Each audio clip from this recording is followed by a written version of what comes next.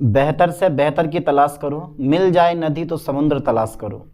टूट जाता है शीशा पत्थर की चोट से, टूट जाए पत्थर वो शीशा तलाश करो।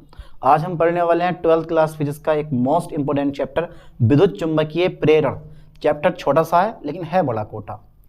शायद आपने पढ़ रखा होगा इस चैप्टर के बारे में, बहुत कुछ पढ़ा होगा, लेकिन आज जिस तरीके से मैं चैप्टर पढ़ाऊंगा सीधे दिल पे नहीं दिमाग पर टिक करेगा आज का चैप्टर। चैप्टर का नाम क्या है? विद्युत चुंबकीय प्रेरण, चैप्टर 6 फिजिक्स। ठीक है, चलो साहब मैं पहले चैप्टर नाम डालूं। विद्युत चुंबकीय प्रेरण चैप्टर का नाम है हमारा, विद्युत चुंबकीय प्रेरण। ठीक है, विद्युत चुंबकीय प्रेरण। आज इस चैप्टर का करते हैं फुल एंड फाइनल इस वीडियो में। चैप्टर कौन सा है मेरे पास? 6। याद कर लेना ठीक से, चैप्टर मेरे पास 6 है एनसीईआरटी बुक का। ठीक है, अब अधिकांश एनसीईआरटी बुक से तैयारी करो यार, क्योंकि पेपर भी एनसीईआरटी बुक से काफी कुछ आता। तो विद्युत चुंबकीय प्रेरण, आज दोनों भाई एक साथ हैं, विद्युत भी और चुंबकीय भी, और दोनों के दोनों प्रेरित धारा उत्पन्न करेंगे किसी कुंडली में। लेकिन पूरे चैप्टर का खेल क्या है पता है तुम्हें? इन भाइयों का नहीं है, इन दोनों भाइयों का खेल नहीं है, इस पूरे चैप्टर का खेल है चुंबकीय फ्लक्स का। चुंबकीय फ्लक्स का पूरा खेल है इस चैप्टर में। और चुंबकीय फ्लक्स अगर आपने नहीं पढ़ा है तो मैं पढ़ाता हूं आज आपको। ये चैप्टर सीधा आपके क्या करेगा, दिल पे नहीं दिमाग में अटैक करेगा, और सीधे दिमाग से समझो इस चैप्टर को। ठीक है, तो विद्युत चुंबकीय प्रेरण, तो सबसे पहला हेडिंग हमारे पास कौन सा आएगा? चुंबकीय फ्लक्स। अगर इस चैप्टर को समझना है तो वो चीज है चुंबकीय फ्लक्स, ये वो चीज है चुंबकीय फ्लक्स, इसको बोलते हैं इसमें मैग्नेटिक फ्लक्स। चुंबकीय फ्लक्स होता क्या? सबके परिभाषा याद होगी। अच्छा ठीक है, क्या परिभाषा याद है? अबे किसी पृष्ठ से गुजरने वाली चुंबकीय बल रेखाओं की संख्या को। सिंपल सी परिभाषा, क्यों रट्टा मारते हो यार किसी परिभाषा पे? क्यों किताबी भाषा रटते हो आप लोग? सिंपल सी परिभाषा याद करो कि किसी पृष्ठ से गुजरने वाली विद्युत बल रेखाओं की संख्या को हम, यानी कि चुंबकीय बल रेखाओं की संख्या को हम क्या बोलते हैं? चुंबकीय फ्लक्स कहते हैं। इसे 5 से दर्शाते हैं, कुछ इस टाइप में, कुछ इस टाइप से शो करते हैं। इस चीज को लाइन पे ध्यान देना। ये मेरे पास क्या एक पृष्ठ है, क्या है मेरे पास? एक पृष्ठ है। यहां से मैं कुछ इस टाइप से चुंबकीय बल रेखाएं गुजार रहा हूं। चुंबकीय बल रेखाएं मेरे पास ये क्या है? चुंबकीय बल रेखाएं। याद कर लो ठीक से, ये मैंने कुछ इस टाइप से चुंबकीय बल रेखाएं गुजारती। तो तल कैसा रखा है मेरे पास? तल ऐसा रखा है, और चुंबकीय बल रेखाएं नीचे से ऊपर की ओर जा रही हैं, नीचे से ऊपर की ओर जा रही हैं। और फिर चुंबकीय बल रेखाएं नीचे से ऊपर की ओर जा रही हैं, तो इन्हीं चुंबकीय बल रेखाओं को तो हम क्या बोलते हैं? चुंबकीय फ्लक्स कहते हैं। नए नए नाम से शो कर दिया, जैसे होता है ना निकनेम, कि भैया किसी चीज को किसी नाम से शो कर दिया, बहुत सारे शॉर्टकट नाम होते हैं, है ना। तो मेरे पास क्या है, यहाँ पे आप देख रहे हो ना इस चीज को, इसको समझो ना। देखो, किसी पृष्ठ से गुजरने वाली चुंबकीय बल रेखाओं की संख्या को चुंबकीय फ्लक्स कहते हैं। परिभाषा हमारी कंप्लीट, इसे 5 से दर्शाते हैं। लिख लोगे परिभाषा, सीधे दिमाग में हो जाएगा चैप्टर याद आपके ये। ठीक है, चुंबकीय फ्लक्स। ठीक है भाई, देखो किसी पृष्ठ से, काय से? किसी पृष्ठ से। ठीक है भाई, किसी पृष्ठ से गुजरने वाली ठीक है, किसी पृष्ठ से गुजरने वाली कौन सी रेखाओं को? चुंबकीय बल रेखाओं की संख्या को। ठीक है सर, चुंबकीय बल रेखाओं की संख्या को हम क्या बोलते हैं भाई? चुंबकीय बल रेखाओं की संख्या को। सर हमने तो पढ़ा ही नहीं था ये, इतनी इजी परिभाषा। किसी पृष्ठ से गुजरने वाली चुंबकीय बल रेखाओं की संख्या को चुंबकीय फ्लक्स कहते हैं, चुंबकीय फ्लक्स कहते हैं, चुंबकीय फ्लक्स कहते हैं। अच्छा, शो कैसे करते हैं? इसे फ्लक्स कहते हैं, चुंबकीय फ्लक्स कहते हैं। अगर कोई टीचर जो आपको पढ़ाता है बुक से देख देख के पढ़ा रहा है, तो समझो वो आपका टाइम पास करवा रहा है। टीचर वही जो बिना देखे पढ़ा दे, बिना बुक खोले पढ़ाए, कि जो टॉपिक जहां है वहीं पढ़ाए। ठीक है, तो ऐसे टीचर से ना पढ़े जो आपको किताब में खोल कर पढ़ा रहा है, क्योंकि उससे खुद नहीं पता यार मुझे क्या पढ़ाना है, तो तुम लोगों को क्या पढ़ाएगा वो। ठीक है नहीं, तो किसी पृष्ठ से गुजरने वाली चुंबकीय बल रेखाओं की संख्या को चुंबकीय फ्लक्स कहते हैं। इसे शो करता हूं 5 से। लोग मानते हैं कि यार फिजिक्स चैप्टर बड़ा डिफिकल्ट है, बट होता नहीं है। Physics is a very easy subject. ठीक है, नॉट डिफिकल्ट सब्जेक्ट, सबसे इजी सब्जेक्ट फिजिक्स है, लेकिन अगर पढ़ाने वाला ढंग से मिल जाए तो it is a interesting subject. जितना इंटरेस्ट लोगे उतना फायदा होगा इस सब्जेक्ट में। वो सब्जेक्ट है ये, आपके दिमाग को काबू करके रखता है सब्जेक्ट। तो फिजिक्स का रुतबा ही अलग है यार। संख्या को चुंबकीय फ्लक्स कहते हैं। इसे 5 से दर्शाते हैं, इसे 5 से दर्शाते हैं। ओके ठीक है सर, इसे 5 से दर्शाते हैं। एक शॉर्ट फॉर्मूला आता है, 2 नंबर है पूछेगा एक शॉर्ट फॉर्मूला। मैं फालतू की कथाएं लिखवाने वाला हूँ कि भाई इसके बहुत सारे अवयव करो। ठीक है, मैं एक कोण पे थोड़ी सी हल्का सा कोण लूंगा, एक में हल्का सा मैं एक कोण ले रहा हूँ, और उसी का ही हम कर देंगे पूरा।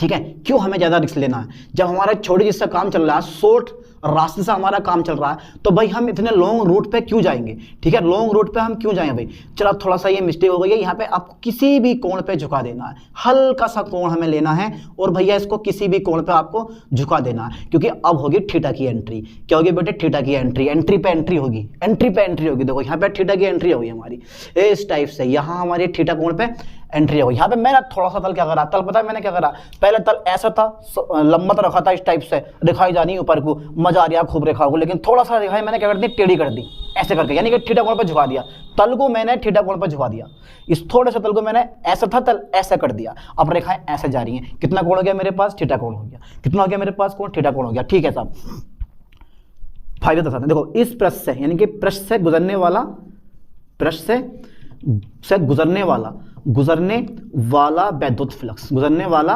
वैद्युत फ्लक्स, ओके सर, गुजरने वाला वैद्युत की जगह आएगा हमारे पास कौन सा फ्लक्स, चुंबकीय फ्लक्स, ठीक है, चुंबकीय फ्लक्स। ठीक है भाई, चलो चुंबकीय फ्लक्स आया था, सो करता हूं फाइव से, फाइव बी बराबर हमारा जो ये आएगा यहाँ वो आएगा B vector dot A vector. अब बेटे ये बी वेक्टर क्या, जो मेरे पास बी वेक्टर है वो है चुंबकीय क्षेत्र, यानी कि चुंबकीय बल रेखाओं की संख्या, या बोल देंगे उसको चुंबकीय क्षेत्र, और ए वेक्टर क्या है मेरे पास, क्षेत्रफल है। अच्छा ये बताओ इन तीनों में से कौन सी सदिश राशि है, कौन सी अदिश राशि है, जल्दी फास्ट एकदम, इन तीनों में से कौन सी सदिश है, इन तीनों में से कौन सी अदिश है। देखो ये दोनों सदिश राशियां जिनके ऊपर वेक्टर लगा हुआ होता है ना, ये समझ जाना, जिनके ऊपर वेक्टर लगा हुआ होता है, अगर किसी पर आपने वेक्टर लगा दिया है तो वो सदिश हो गई। ये भी सदिश है, ये भी सदिश है, बट ये वाली क्या है, अदिश राशि, क्योंकि इसमें वेक्टर लगा हुआ ही नहीं होता। वैद्युत फ्लक्स की कहानी भी यही है, चुंबकीय फ्लक्स की कहानी भी यही है, दोनों की कहानी यही है, दोनों की दोनों अदिश राशियां होती हैं कि कभी भी इनके ऊपर वेक्टर आता ही नहीं है, और जो सदिश राशियां होती हैं उनके ऊपर वेक्टर लगाया जाता है। देखो यहाँ लगा दिया, चुंबकीय क्षेत्र is a vector quantity, A vector, तो यू नो ये भी क्या मेरे पास एक सदिश राशि है, यानी कि वेक्टर क्वांटिटी है ना। अब इन दोनों का करना है गुणनफल, पॉइंट लगा हुआ डॉट, इसको बोलते हैं डॉट प्रोडक्ट, क्या बोलते हैं बेटा, इसको डॉट प्रोडक्ट बोलते हैं। और डॉट में क्या आता है, साइन आता है, कोस आता, जल्दी फास्ट जरा सोच के बताओ, मुझे दिमाग लगाओ, क्या आता, साइन आता, कोस आता।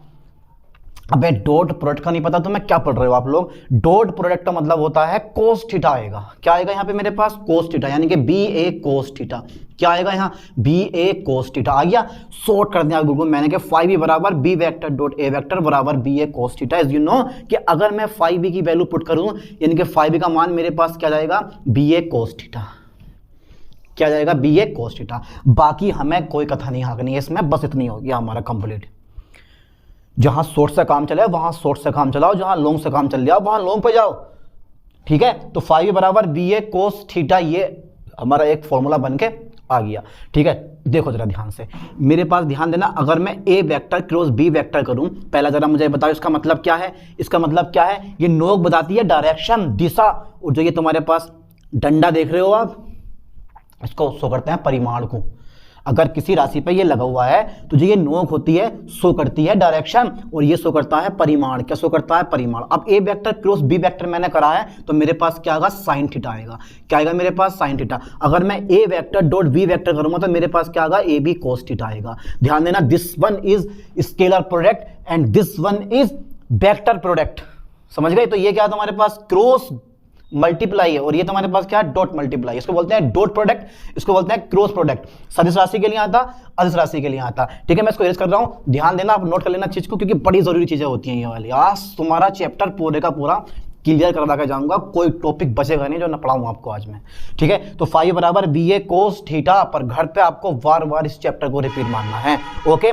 हम मात्रक चेक कर लेते हैं कि भैया चुंबकीय फ्लक्स का मात्रक क्या होना चाहिए, बताओ जरा क्या होगा। देखो आ गया मेरे पास चुंबकीय फ्लक्स का मात्रक, चुंबकीय फ्लक्स का मात्रक, ठीक है सर, चुंबकीय फ्लक्स का मात्रक, ठीक है साहब, आज करवा दो चुंबकीय फ्लक्स का मात्रक। जरा मुझे बताओ क्या होता है भाई, पढ़ाना है आपने, चुंबकीय फ्लक्स का मात्रक, ठीक है, आपको पता होना चाहिए वेबर होता है, लेकिन सो कैसे करता हूं वेबर को मैं, आपको याद है कि चुंबकीय फ्लक्स का मात्रक वेबर होता है, हाँ यार वेबर होता है, पर सो कैसे करते हैं इसको, डब्ल्यूबी से। आधे लोगों को ये पता ही नहीं होता है कि चुंबकीय फ्लक्स का मात्रक वेबर होता है, लेकिन सो कैसे क्या आता है, इसको डब्ल्यूबी से। अब जरा आप मुझे ये बताओ कि चुंबकीय क्षेत्र का मात्रक बताओ जरा क्या होना चाहिए। तो चुंबकीय क्षेत्र का मात्रक यहां से निकाल लेते हैं हम, फाइव बी बराबर मेरे पास कितना आ गया बेटे, बी ए आ गया, ठीक है। 5b का मात्रक मेरे पास वेबर आ गया, वाह क्या बात है। b का निकालना है, मीटर स्क्वायर आ गया। क्षेत्रफल का मात्रक क्या होता है, मीटर स्क्वायर, और गुणा वाला हमारा भाग में आ जाएगा वेबर प्रति मीटर स्क्वायर, b बराबर आ गया। ठीक है, तो b का मात्रक क्या आ गया, चुंबकीय क्षेत्र सदिश राशि होती है, इसका मात्रक क्या आया मेरे पास, वेबर प्रति मीटर स्क्वायर आ गया। अब सोच लो यार, दिमाग लगाओ एक बार, वेबर प्रति मीटर स्क्वायर किसका मात्रक है मेरे पास, ये चुंबकीय फ्लक्स का, मतलब चुंबकीय क्षेत्र का मात्रा निकल आइए। तो चुंबकीय क्षेत्र के 4 मात्रक होते हैं, पहला होता है न्यूटन, पहला होता है तुम्हारे पास न्यूटन प्रति एम्पियर मीटर, दूसरा होता है टेस्ला, तीसरा होता है तुम्हारे पास गॉस, और चौथा होता है हमारे पास वेबर प्रति मीटर स्क्वायर। तो चुंबकीय क्षेत्र का जो ये वेबर प्रति मीटर स्क्वायर मात्रक होता है वो इस फॉर्मूले से निकाला जाता है, इस वाले फॉर्मूले से निकाला जाता है। ठीक है, मैं इसको इरेज करने वाला हूं, इस पर फोकस करना ठीक से आप, ठीक है नहीं। तो चुंबकीय क्षेत्र का मात्रा, चुंबकीय फ्लक्स का मात्रा क्या होता है बेटे, वेबर होता है। ओके, हो जाएगा याद। अच्छा, एक मात्रक और निकाल दूं, क्या पता काम आ जाए आप लोगों के। ठीक है, इससे निकाल रहा हूं मैं, इससे निकाल दूं। तो चुंबकीय क्षेत्र का मात्रक होता है न्यूटन प्रति एम्पियर मीटर, क्षेत्रफल का मात्रक हो गया मेरे पास मीटर स्क्वायर, 1 मीटर से 1 मीटर कट गया, तो क्या बचा मेरे पास, न्यूटन मीटर प्रति एम्पियर। ध्यान देना इस मात्रक पे, न्यूटन मीटर प्रति एम्पियर। ठीक है, या मैं लिख सकता हूं इसका मात्रक न्यूटन मीटर प्रति एम्पियर, एक मात्रक ये भी होता है। ठीक है, या तो वेबर बोल दो या फिर इसको बोल दो वेबर न्यूटन प्रति, मतलब न्यूटन मीटर प्रति एम्पियर। एक इसकी बीमा कैसे निकालोगे आप, है भैया, इसकी बीमा निकलवा दो ना, क्योंकि चुंबकीय फ्लक्स की बीमा भी काम में आ सकती है, पूछ सकता है पेपर में आपसे, कई बार पूछा भी गया। देखो, न्यूटन किसका मात्रक होता है, बल का, और बल की बीमा आप जानते हो कितनी होती है, mlt-2। ठीक है, और मीटर की बीमा क्या हो गई मेरे पास, L हो गई। एम्पियर मेरे पास ऐसे रह गया, एम्पियर मेरे पास ऐसे रह जाएगा। अब 1 और 1 कितना हो जाएगा, 2, याद करो ठीक से, 1 और 1 2 हो जाएगा। ठीक है सर, 1 और 1 2 हो गया मेरे पास, और मेरे पास इधर t की घात -2 हो गई, एक ऊपर ले जाओ, 1 की घात -1 हो गया। ये इसकी बीमा आ गई, ये इसकी क्या आ गई बेटे, बीमा आ गई। कैसे निकाली मैंने, न्यूटन बल का मात्रक, तो बल की बीमा mlt-2, बल की बीमा सबके याद होती है, बल का मात्रक क्या होता है, न्यूटन होता है, बल की बीमा mlt-2 होती है, और मीटर की बीमा तुम्हारे पास L हो गई, और एम्पियर ये क्षेत्रफल नहीं है, ये एम्पियर है हमारा, और जब 1 और 1 2 हो गया, और एम्पियर को ऊपर लेके जाओ तो ये हो जाएगा बेटे -1 हो जाएगा मेरे पास। ठीक है, तो ये आ गई इसकी बीमा। ध्यान देना, चुंबकीय फ्लक्स कवर हो जाता है पूरे का पूरा यहाँ पर। तो चुंबकीय फ्लक्स क्या होता है, किसी पृष्ठ से गुजरने वाली चुंबकीय बल रेखाओं की संख्या को चुंबकीय फ्लक्स कहते हैं, सिर्फ 5 से दर्शाते हैं। प्लस से गुजरने वाला चुंबकीय फ्लक्स फाई बराबर B vector dot A vector, जब डॉट हटाओगे तो मेरे पास क्या कोस थीटा, मेरे पास फॉर्मूला क्या आ गया, फाई बराबर B A cos theta, simple सा फॉर्मूला आपका है ना। मात्रा क्या हो गया इसका, वेबर होता है, डब्ल्यू शो करते हैं, और या इसको बोल दो न्यूटन मीटर प्रति एम्पियर, बीमा ml/t-2 a-1 हो जाती है इसकी बीमा। ठीक है, तो इसको बढ़िया करके नोटबुक में नोट करना सीख करके इसको, है ना, क्योंकि पेपरों का टाइम अब बचा नहीं है, इसलिए बेस्ट यही है कि ये नोट्स के साथ मैं पढ़ा रहा हूँ आपको। नोट्स आपके ये कहीं बाहर से किसी भी नोट्स की जरूरत नहीं है, यही पेपर में लिख कर आना। ठीक है, 2 नंबर में पूछता है, चुंबकीय फ्लक्स को परिभाषित कीजिए, चुंबकीय फ्लक्स को परिभाषित कीजिए, परिभाषा दे दो और फॉर्मूला लिखियो, काफ़ी है, बाकी ज़्यादा कुछ पूछता नहीं है ना। चलो मैं इसको इरेज कर रहा हूँ, कर दूँ इरेज, ठीक है साहब। चलो इसके बाद नेक्स्ट चीज़ पढ़ लेते हैं हम, विद्युत चुंबकीय प्रेरण रियलिटी में है क्या चीज़ जिसने इतना तहलका मचा रखा, और फैराडे क्या काम में आते हैं, है ना। फैराडे के भी तो कोई ना कोई काम होगा इसमें, फैराडे तो चोर साइंटिस्ट हुए, फैराडे आएगा इसके बाद में भैया, विद्युत चुंबकीय प्रेरण लेके आते हैं फैराडे, विद्युत चुंबकीय आ गया। देखो अब एंट्री होती है अपनी मेन चीज़ की, आखिर ये विद्युत चुंबकीय प्रेरण होता क्या है, विद्युत चुंबकीय प्रेरण होता क्या है,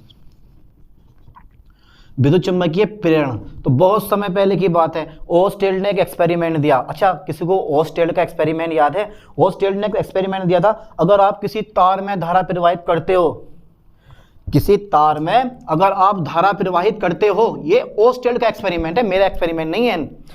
जब आप तार में विद्युत धारा प्रवाहित करते हो, जब आप तार में विद्युत धारा प्रवाहित करते हो तो तार के चारों ओर चुंबकीय क्षेत्र उत्पन्न हो जाता है, तार के चारों ओर चुंबकीय क्षेत्र उत्पन्न हो जाता है। ये कहना था ओस्टेल्ड का, बिल्कुल सही कहा, लोगों को परेशान कर गया, इतना सही कहा उन्होंने, बात बिल्कुल सही थी कि अगर तार में विद्युत धारा प्रवाहित करोगे तो तार में विद्युत धारा प्रवाहित करने से तार के चारों ओर चुंबकीय क्षेत्र उत्पन्न हो जाता है।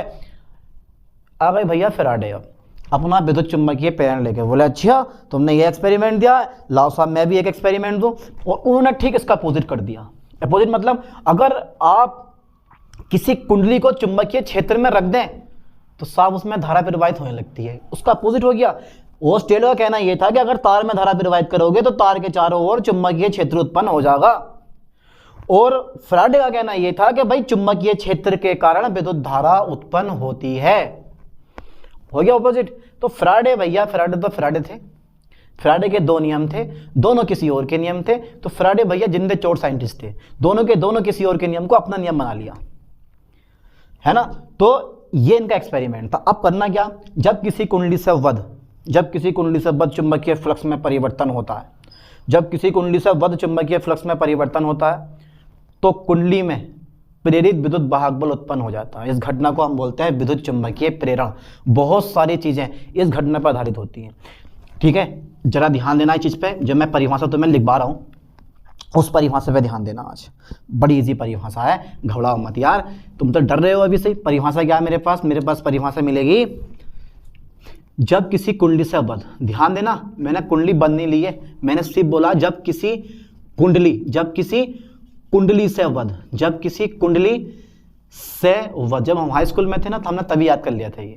जब किसी कुंडली से वध का मतलब समझते हो आप, कौन बताएगा? वध का मतलब होता है से होकर जाने वाला। जब किसी कुंडली से होकर जाने वाला, कुंडली हमारी ये है, इस कुंडली से ये जा रहा है मेरे पास चुंबकीय फ्लक्स, तो बोलते हैं जब किसी कुंडली से चुंबकीय फ्लक्स गुजर रहा है तो उसको बोल दिया था वध। जब किसी कुंडली से वध मतलब कुंडली से गुजरने वाला। अब यार जगह जगह बहुत लंबी लाइन हो जाती है, जब किसी कुंडली से होकर जाने वाला या से गुजरने वाला, दोनों के दोनों लिए आप वध यूज कर सकते हो, है ना। उन से गुजरने वाला या से होकर जाने वाले की जगह आपने वध का यूज कर लोगे। तो जब किसी कुंडली से वध चुंबकीय फ्लक्स में, काय में बेटे? चुंबकीय फ्लक्स में क्या होता है? चुंबकीय फ्लक्स में, अरे होता क्या है? चुंबकीय फ्लक्स में परिवर्तन होता है। क्या होता है? परिवर्तन होता है।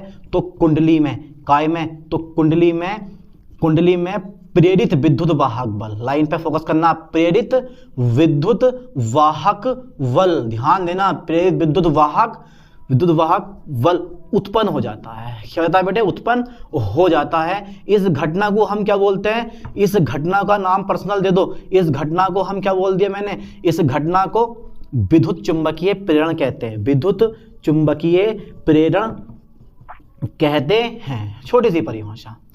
और अगर कुंडली बंद है तो भैया कुंडली में प्रेरित धारा भी उत्पन्न हो जाती है, ठीक है। विद्युत मोटर, विद्युत जनरेटर सब इसी सिद्धांत पर आधारित है हमारे। विद्युत मोटर, विद्युत जनरेटर वगैरह सब इसी सिद्धांत पर आधारित होते हैं हमारे पास, विद्युत चुंबकीय प्रेरण सिद्धांत पे, ठीक है।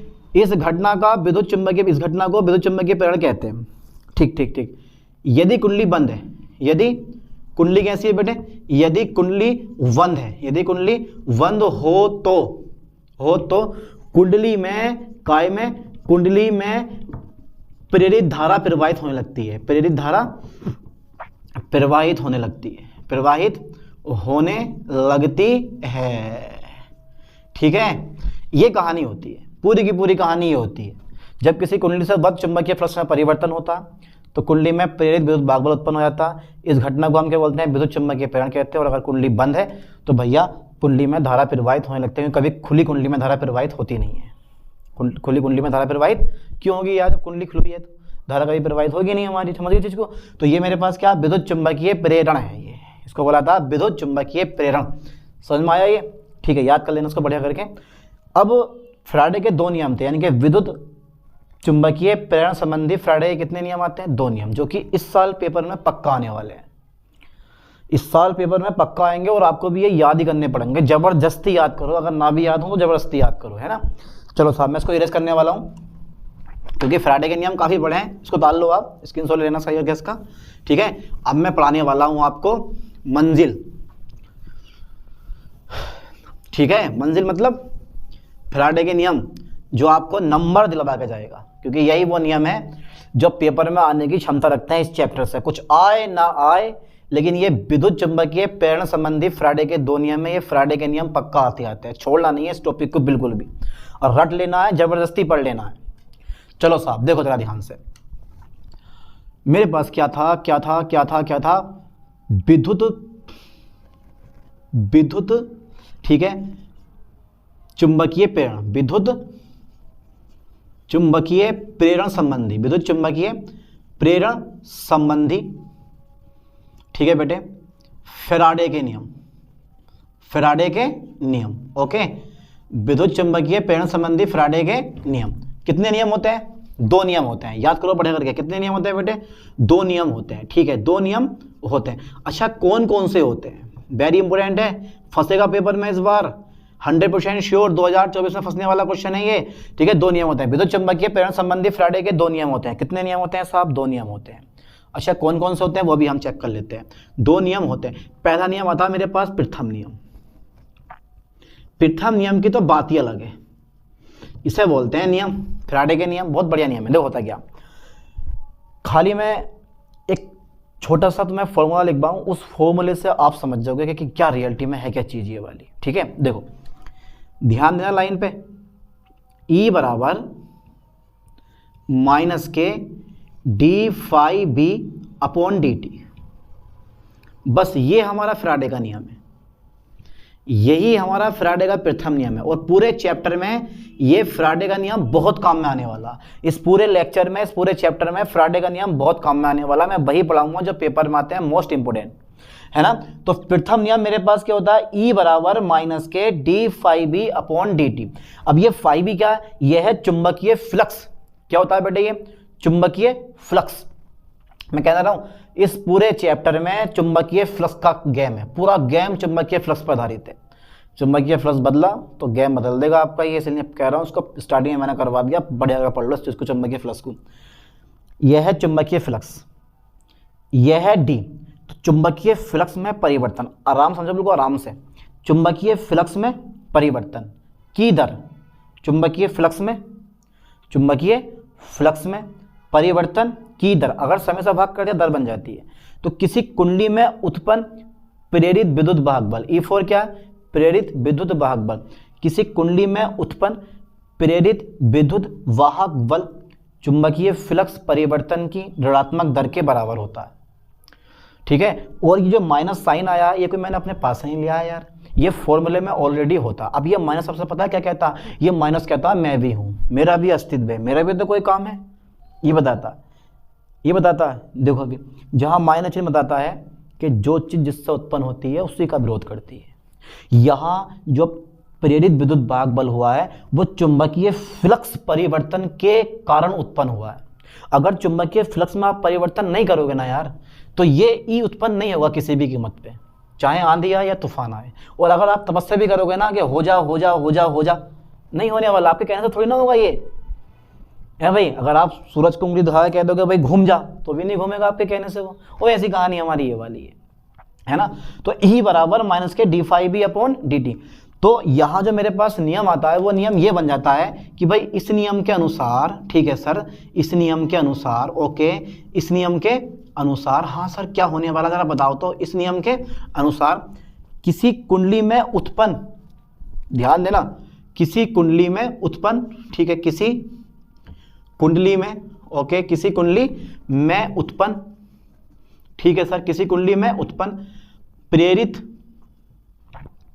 विद्युत वाहक बल, प्रेरित विद्युत वाहक बल, ठीक है, चुंबकीय फ्लक्स परिवर्तन की, चुंबकीय फ्लक्स परिवर्तन की ऋणात्मक दर के, ओके, ऋणात्मक दर के बराबर होता है, दर के बराबर होता है। शायद आप लोगों को याद होंगे, बराबर होता है। बहुत ही इंटरेस्टिंग चैप्टर है ये, अर्थात, और सबसे छोटा भी है ये, अर्थात E बराबर माइनस के D phi B upon D T. समझ गए? यानी कि किसी कुंडली में उत्पन्न प्रेरित विद्युत वाहक बल चुंबकीय फ्लक्स परिवर्तन की ऋणात्मक दर के बराबर होता है। चुंबकीय फ्लक्स परिवर्तन की ऋणात्मक दर के कैसे होता है बेटे? बराबर होता है, ठीक है। जहां माइनस चिन्ह कैसे करता है आपको, जहां ये ऋणात्मक चिन्ह दर्शाता है कि जो ये कुंडली, जो चीज जिससे उत्पन्न होती है उसी का विरोध करती है। तो रियल की कहानी है, आज की लाइफ में भी चल रहा है यार, ये जो चीज जिससे उत्पन्न होती है उसी का विरोध करती है। अब यहाँ क्या हुआ कि चुंबकीय फ्लक्स परिवर्तन के कारण कुंडली में प्रेरित विद्युत वाहक बल उत्पन्न हुआ है ना। तो जहां ऋणात्मक चिन्ह दर्शाता है कि कुंडली में, काय में बेटे, कि प्रेरित विद्युत वाहक बल, कौन सा वाला? कि प्रेरित विद्युत वाहक बल, प्रेरित बी वाह, यानी कि प्रेरित विद्युत वाहक बल चुंबकीय फ्लक्स परिवर्तन का विरोध करता है, चुंबकीय फ्लक्स परिवर्तन का क्या करता है बेटे, चुंबकीय फ्लक्स परिवर्तन का विरोध करता है, परिवर्तन का विरोध करता है। ये नोट्स हैं आपके, विरोध करता है। अच्छा ठीक है, अगर मान लो ये कहानी थी मेरे पास एक फेरे के लिए, अगर कुंडली में मैंने कैपिटल N फेरे कर दिए तो सर क्या होने वाला, आप जरा मुझे बताओ जरा। हाँ भैया, अगर मैंने कुंडली में कैपिटल N फेरे कर दिए तो एक फेरे के लिए कहानी है। अगर मान लो मैंने कुंडली में कैपिटल N फेरे कर दिए तो क्या घटना घटने वाली है इसके साथ में। मान लिया मैंने कुंडली में, यदि कुंडली में फेरों की संख्या, यदि काय में कुंडली में, यदि कुंडली में फेरों की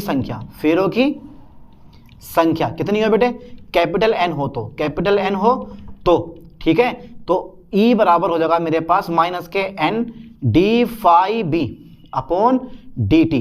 अब N को अंदर लेके जाओ, N को क्या करोगे बेटे आप अंदर लेके जाओ, तो E बराबर मेरे पास कितना हो जाएगा, इसे हटा दो, E बराबर मेरे पास हो जाएगा माइनस के D N phi B upon D T. ठीक है, आ गया जहां N फाई बी, ध्यान देना बेटे ये स्पेशल नाम दिया गया जहां N फाई बी को चुंबकीय यानी कि फ्लक्स ग्रंथि ताओ की संख्या कहते हैं,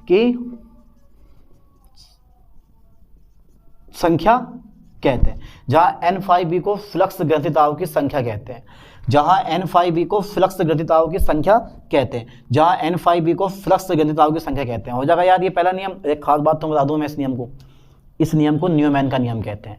न्यूमैन का नियम फैराडे ने अपना नियम कर लिया, लेंज का नियम वो भी फैराडे ने अपना नियम कर लिया। जो चीज़ जिस पर उत्पन्न होती है उसी का विरोध करती है, इसका मतलब ये है जो चीज़ जिससे उत्पन्न होती है उसी का विरोध करती है। यहाँ पर प्रेरित विद्युत वाहक बल चुंबकीय फ्लक्स परिवर्तन के कारण उत्पन्न हुआ है, तो ये साला इसी का विरोध करेगा, ये इसी का विरोध करेगा, अंदाजा लगा लो।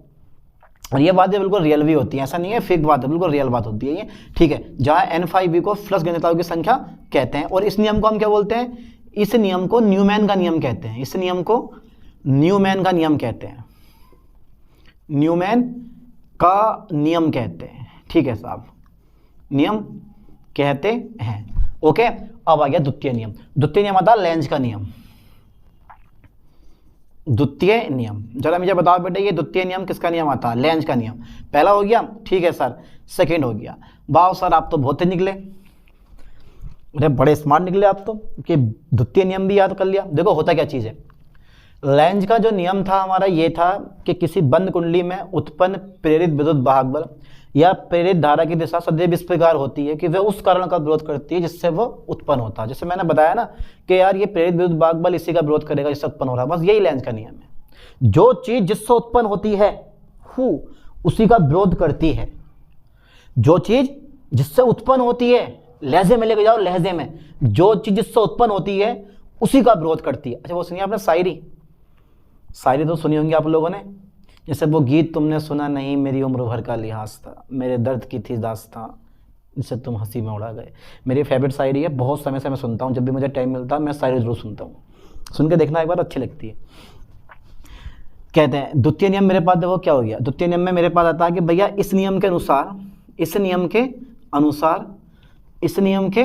अनुसार किसी बंद कुंडली में, काय में, किसी बंद कुंडली में, ठीक है सर, प्रेरित विद्युत वाहक बल, प्रेरित विद्युत वाहक, ये तो सारा नाम इतना बड़ा है यार, प्रेरित विद्युत वाहक बल, किसी बंद कुंडली में प्रेरित विद्युत वाहक बल या प्रेरित धारा की दिशा सदैव इस प्रकार होती है,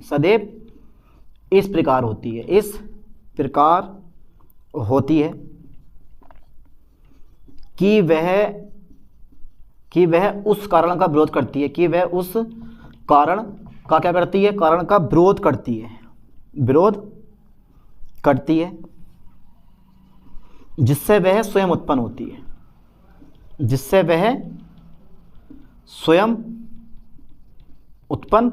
है। ध्यान देना, इस नियम के अनुसार किसी बंद कुंडली में प्रेरित विद्युत वाहक बल या प्रेरित धारा की दिशा सदैव इस प्रकार होती है कि वह उस कारण का विरोध करती है, इससे वह स्वयं उत्पन्न होती है। इसे लेंज का नियम कहते हैं।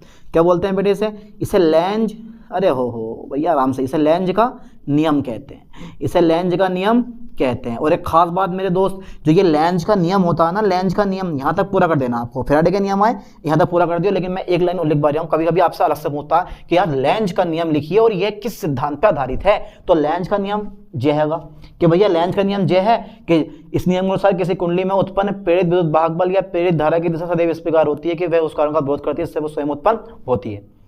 हो गया, इस नियम को हम लेंज का नियम कहते हैं। खास बात यह है कि यह नियम ऊर्जा संरक्षण सिद्धांत पर आधारित है। अब ये समझ ठुक करिए, कभी आवेश पे करिए, क्योंकि एक बार जब पेपर में आया था ना 2019 में, तो अधिकांश बच्चे आवेश संरक्षण सिद्धांत पर ठोका आए थे, ठीक, लेकिन आपको क्या पे ठोका ना, ऊर्जा संरक्षण सिद्धांत पे। पेपर में आता है 1 नंबर में, बहुत इंपॉर्टेंट क्वेश्चन है कि लेंज का नियम किस सिद्धांत पर आधारित है। तो क्या बताओगे आप कि लेंज का नियम ऊर्जा संरक्षण सिद्धांत पर आधारित है। देखो चैप्टर में पूरा पढ़ाऊंगा, आपका एक टॉपिक भी नहीं बचेगा जो मैं ना करवाऊँ, ना ही ऐसा कोई चीज़ बचेगी जो पेपर में ना आए, ठीक है। पढ़ाया हुआ आएगा टोटल पेपर में, जितना मैं पढ़ा रहा हूँ ना, बस यही पढ़ो बढ़िया करके और इसी की आप स्टडी करो और यही आप एग्जाम में आएगा, कुछ ना कुछ इसमें से फंसेगा, जैसे फैराडे के नियम वगैरह हो गए, ठीक है। तो जिससे वह स्वयं उत्पन्न होती है, इसे लेंज का नियम भी कहते हैं। और ये किस पर आधारित है बेटे, यह ऊर्जा संरक्षण सिद्धांत पर आधारित है, यह ऊर्जा संरक्षण सिद्धांत पर आधारित है। ओके, यह ऊर्जा संरक्षण सिद्धांत पर कैसा है, ये आधारित है, ठीक है, ऊर्जा संरक्षण सिद्धांत पर आधारित है। हो गया इतना कंप्लीट हमारे पास, बस सिंपल सा टॉपिक था हमारा, फ्राइडे के दोनों नियम फुल एंड फाइनल, लेंज का नियम भी फाइनल। अगर तुमसे कोई पूछे लेंज का नियम क्या है, ये किस सिद्धांत पर आधारित है, तो आप लेंज का नियम लिख देना ये वाला और बता देना कि ये ऊर्जा संरक्षण सिद्धांत पर आधारित है। क्लियर हुआ यहाँ तक? तो यहाँ तक का स्क्रीनशॉट लें, इसके बाद देखते हैं फिर, ठीक है। चलो सादा करवाता हूँ। फ्राइडे के नियम हो गए, चुंबकीय फ्लक्स करवा दिया मैंने।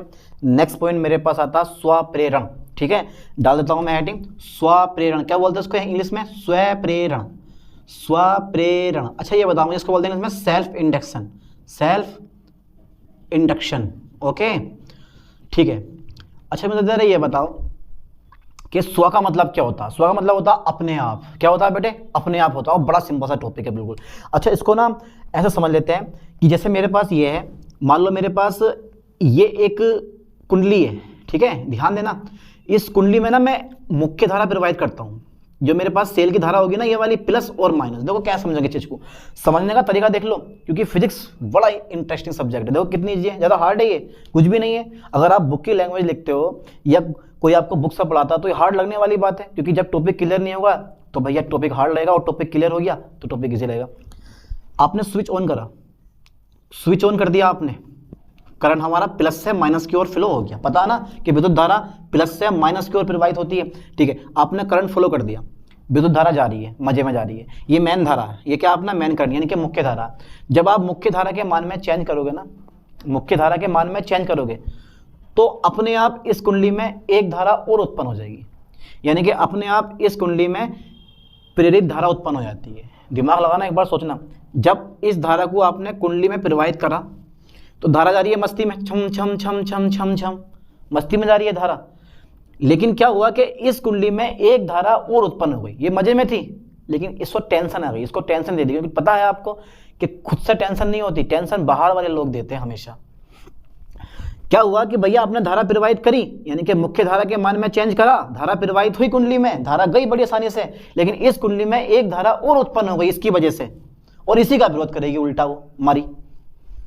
क्या करे क्या ना करे बेचारी, है नहीं है परेशानी ये भी। तो जब मुख्य धारा के मान में परिवर्तन किया जाता है तो स्वयं कुंडली में प्रेरित धारा उत्पन्न हो जाती है। इस घटना को हम क्या बोलते हैं, स्वप्रेरण कहते हैं। और एक खास बात तो मैं बता दूं कि जो प्रेरित धारा होती है वो इस मुख्य धारा में परिवर्तन का विरोध करती है। जब धारा बढ़ेगी तो उसके बढ़ने का विरोध करेगी, घटेगी तो उससे घटने का विरोध करेगी, है जाना आपस में, है ना। तो मैं यहाँ पे क्या लिखने वाला हूँ, जब मुख्य धारा के मान में परिवर्तन किया जाता है, जब किसी कुंडली में मुख्य धारा के मान में परिवर्तन किया जाता है तो स्वयं उसी कुंडली में प्रेरित धारा उत्पन्न हो जाती है। इस घटना को स्वप्रेरण कहते हैं। लिख दो लाइन को, ठीक है। देखो, जब किसी कुंडली में, ठीक है सर, जब किसी कुंडली में प्रेरित धारा, ध्यान देना, जब किसी कुंडली में मुख्य धारा के मान में, मुख्य धारा के मान में, ठीक है भाई, मान में परिवर्तन किया जाता है, परिवर्तन किया जाता है, ठीक है। तो स्वयं तो स्वयं उसी कुंडली में ठीक है सर, उसी कुंडली में प्रेरित धारा उत्पन्न हो जाती है, प्रेरित धारा उत्पन्न हो जाती है, ठीक है, उत्पन्न हो जाती है। इस घटना को हम क्या बोलते हैं? हो जाती है। इस घटना को हो जाती है, इस घटना को हम क्या बोलते हैं भाई? इस घटना को स्वप्रेरण कहते हैं। लाइन पे फोकस करो, स्वप्रेरण कहते हैं। अब बात बेटे ये आती है, यहाँ पे लेंज का नियम अप्लाई करो। लेंज फिर आ गए, घुस गए लेंज जबरदस्ती। लेंज आए, बोले कि भैया प्रेरित धारा मुख्य धारा के मान में विरोध तो करेगी, जो चीज जिससे उत्पन्न होती है उसी का विरोध करेगी। तो यहाँ प्रेरित धारा जो उत्पन्न हुई है वो मुख्य धारा के मान में परिवर्तन के कारण उत्पन्न हुई है। जब प्रेरित धारा उत्पन्न हो गई है तो प्रेरित धारा मुख्य धारा के मान में परिवर्तन का विरोध करेगी। सिंपल सी बात है, यानी कि प्रेरित धारा मुख्य धारा में परिवर्तन का विरोध करती है, क्योंकि जो चीज जिससे उत्पन्न होती है उसी का विरोध करती है। लेंज का नियम लगा दो, ठोक दो लेंज का नियम। तो लेंज के नियम के अनुसार, यानी कि लेंज के नियमानुसार, लेंज के नियम के अनुसार, ठीक है भाई, लेंज के नियम के अनुसार प्रेरित धारा मुख्य धारा में, प्रेरित धारा मुख्य धारा में परिवर्तन का क्या करती है बेटे? विरोध करती है। प्रेरित धारा मुख्य धारा में परिवर्तन का विरोध करती है। ऑलवेज याद कर लो ठीक से, ठीक है भाई। प्रेरित धारा मुख्य धारा में परिवर्तन का विरोध करती है मेरे दोस्त, समझ गए? अब कैसे करती है विरोध वो भी हम टेस्ट चेक कर लेते हैं। आपको खुद लिखना, मैं ये लाइन नहीं लिखवाऊंगा, देखता हूँ आज कौन कौन लिखता है, नॉलेज है नहीं आप लोगों को। लेंज के नियम प्रेरित धारा मुख्य धारा में परिवर्तन का विरोध करती है। देखो मैं कैसे लिखोगे आप लोग, है थोड़ी बहुत नॉलेज नहीं आप लोगों को? सर नॉलेज तो होते हैं भाई। देखो सबसे पहले मैं एक कुंडली बनाई है मैंने, ये मेरे को एक कुंडली बनाना आती है भाई, और ये कुंडलियाँ मैंने, मेरे पास एक सेल लगाना है प्लस और भैया माइनस, ठीक है साहब। चलो आगे बढ़ाता हूँ। फिर मेरे को एक धारा नियंत्रण लगा देना है यहाँ। धारा नियंत्रण का मतलब होता है घटाने वाला और बढ़ाने वाला, यानी कि इसको बोलते हैं रेजिस्टेंट।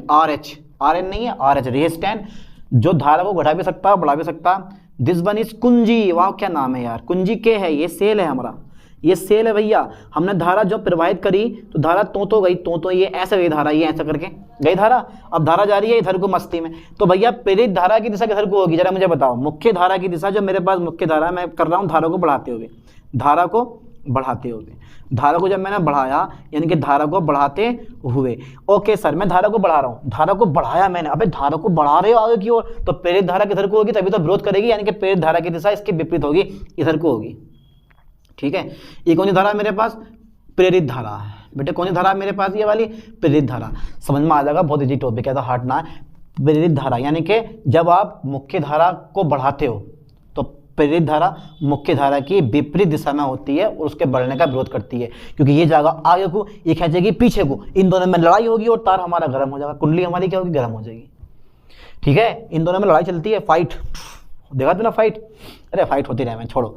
तो ठीक है, समझ में आया कुछ? तो खुद लिखना अपने आप। जब मुख्य धारा का मान बढ़ाया जाता है, जब मुख्य धारा का मान बढ़ाया जाता है तो प्रेरित धारा मुख्य धारा की विपरीत दिशा में होती है और उसके बढ़ने का विरोध करती है। ये लाइन खुद से लिखनी है अपना, मैं नहीं लिखवाने वाला उसको। इसके बाद जस्ट देखो नेक्स्ट पॉइंट मेरे पास, लिख लोगे ना यार जो मैंने बोला है, लिख लो आप उस लाइन को, ठीक है। वीडियो रोको, वीडियो पुश करो और लिख लो उस लाइन को, है ना। ऐसी मैं इसमें लिखवाऊंगा लाइन, ये वाली भी एक लाइन और लिख पाऊंगा। अरे इंटर में पढ़ लो यार, बताइए समझदार हो। प्लस माइनस, ठीक है सर। फिर मेरे पास फिर से एक धारा नियंत्रक, फिर मेरे पास एक धारा नियंत्रक, और ये मेरे पास कुंजी आ गई। और भैया कुंजी में पता होना चाहिए हम क्या करते हैं। ये मेरे पास कुंजी के है, ये है धारा नियंत्रक RH, ठीक है। और ये हमारा सेल है E, और भैया हमने क्या करा? धारा को घटाते हुए, धारा को घटाते हुए। ओके साहब, अब धारा को कर रहे हैं कम। ये धारा नियंत्रण किस काम में आएगा? ये फालतू में थोड़ा लगा हुआ है, इसी वजह से हम धारा को घटा बढ़ा रहे हैं। अब मेरे पास क्या होगा?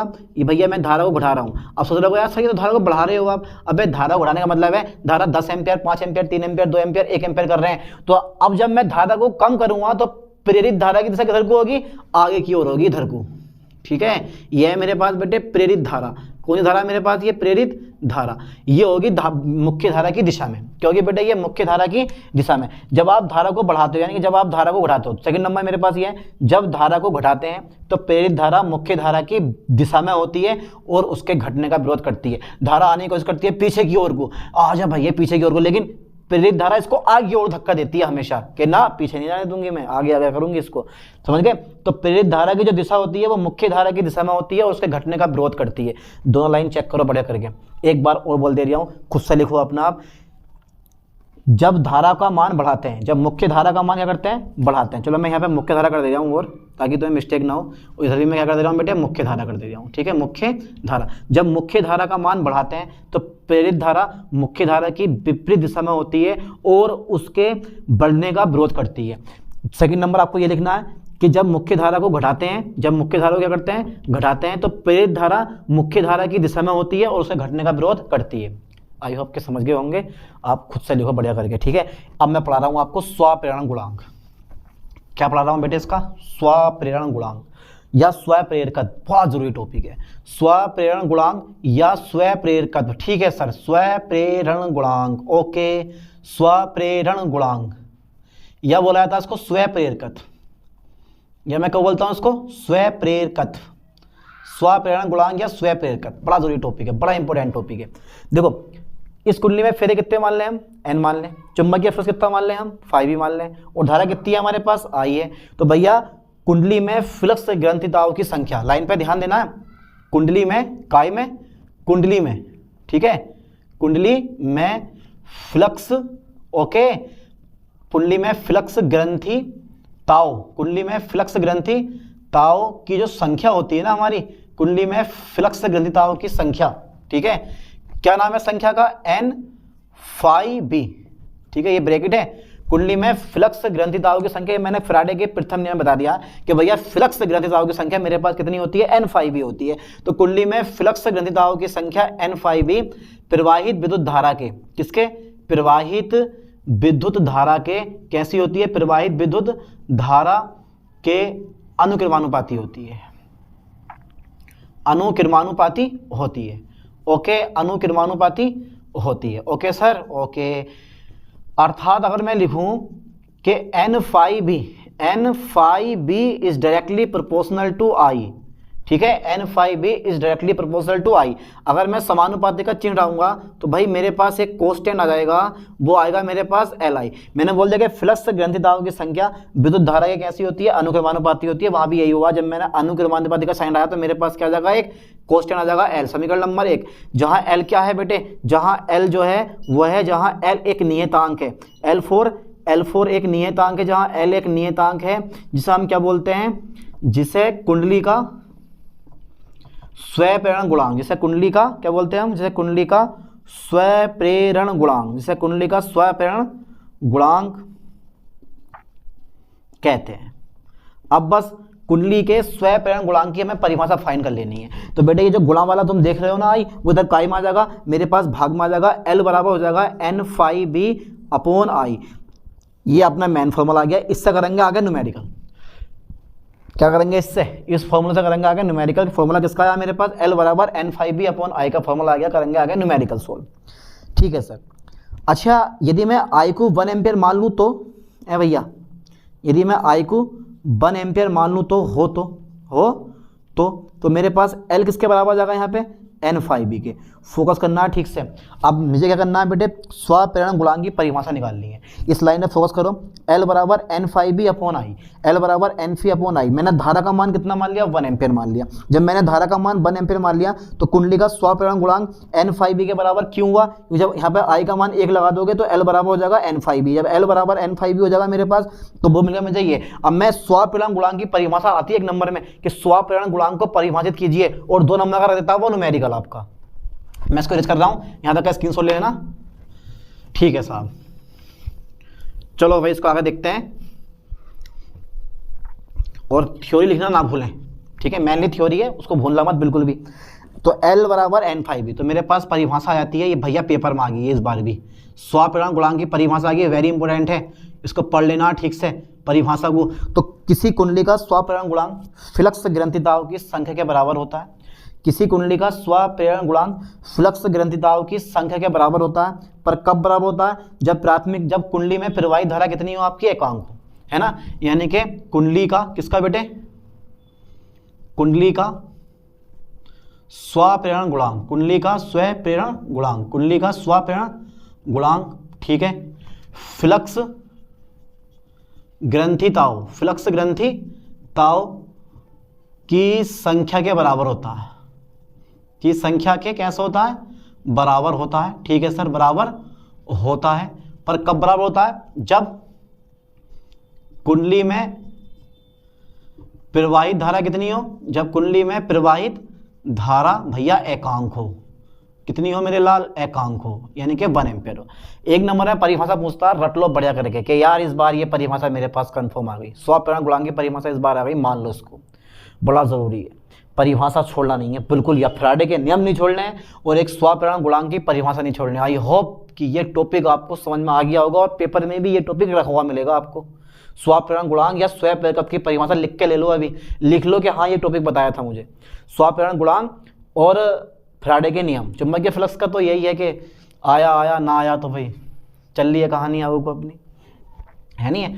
चलो साहब, अब एक चीज और देख लो, कुंडली में उत्पन्न प्रेरित विद्युत वाहक बल, कुंडली में उत्पन्न, ध्यान देना, कुंडली में उत्पन्न प्रेरित विद्युत वाहक बल, प्रेरित विद्युत वाहक बल, ध्यान देना। चैप्टर बहुत शॉर्ट कर दिया यार, ये बहुत कुछ हटा दिया गया इस चैप्टर से, तो जो हटा दिया गया वो मैं क्यों पढ़ाऊं भाई, शॉर्ट पढ़ाएंगे बढ़िया करके, अच्छे टॉपिक जो पेपर में आते हैं। यहाँ तक कि भंवर धराएं भी हटा दी हैं इस टॉपिक से, भंवर धराएं तक हटा दी हैं इन लोगों ने, समझ में आ रहा है ना।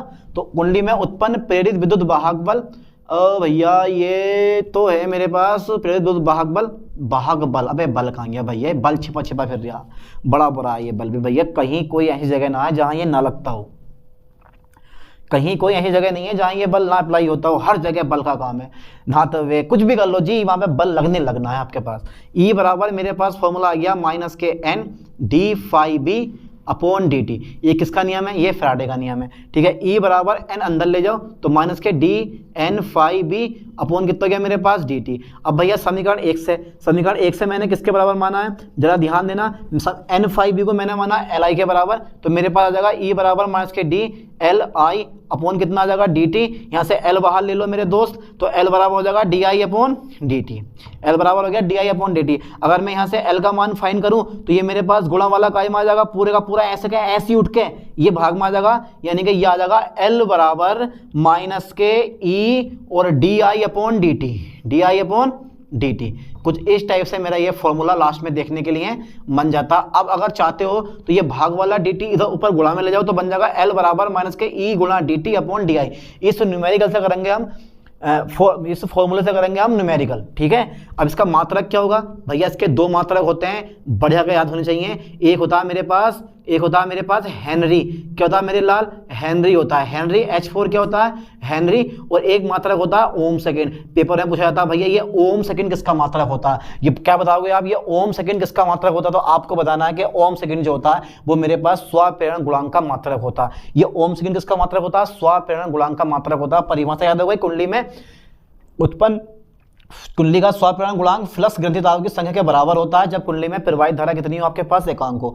या फिर आपसे पता कर सकता है कुंडली में, या फिर आपसे पता कर सकता है कि ओम सेकंड किसका मात्रक होता है, तो बताना आप स्वप्रेरण गुणांक का मात्रक होता है। अपने 2 फॉर्मूले आ गए, L बराबर n∅b अपॉन i, और एक फॉर्मूला मेरे पास आ गया L बराबर -ke di अपॉन dt, या L बराबर -ke गुणा dt अपॉन di।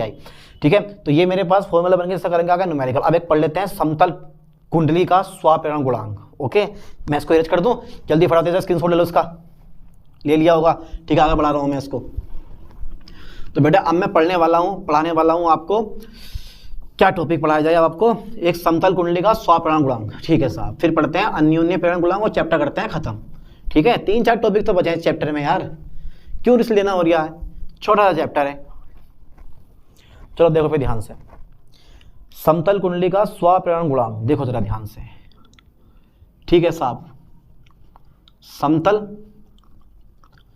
कुंडली का, समतल कुंडली के स्वप्रेरण गुणांक का व्यंजक, स्वप्रेरण गुणांक का व्यंजक। अगर आप आज हार मान गए, अगर आज आप हार मान गए तो आने वाला कल बड़ा खतरनाक होगा, बड़ा घातक साबित होगा।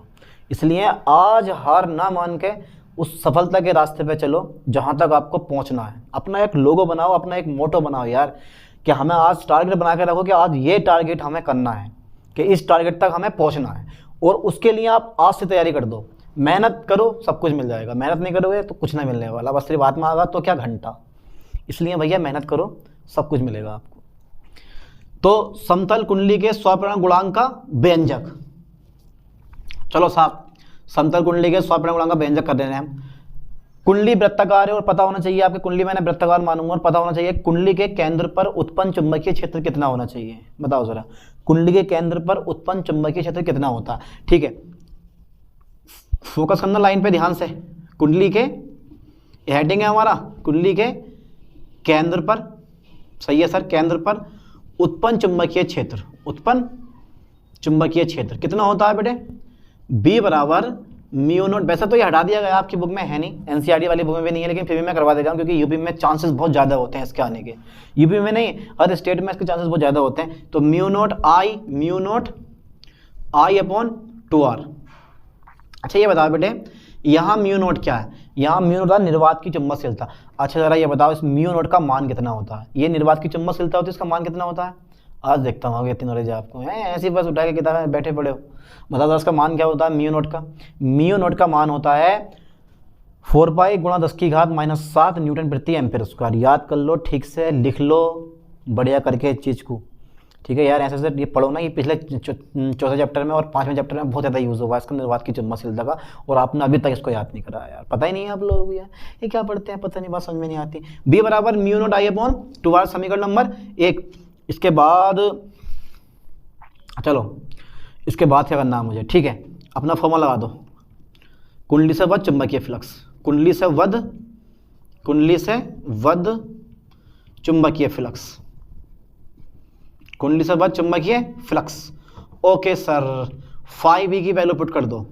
5e बराबर हो जाएगा मेरे पास कुंडली से वध चुंबकीय फ्लक्स, 5e बराबर मेरे दोस्त 5e बराबर हो जाएगा मेरे पास बी ए होता है। कितना होता है, ए, बी ए। और ए से क्या होता है मेरे पास, एरिया होता है। कुंडली का क्षेत्रफल कितना होता है, ना किसी से दोस्ती ना किसी से प्यार, वृत्त की परिधि 2πr, वृत्त की परिधि, पर वृत्त का क्षेत्रफल क्या होता है, πr स्क्वायर। क्या होता है, πr स्क्वायर क्या होता है, वृत्त का क्षेत्रफल होता है।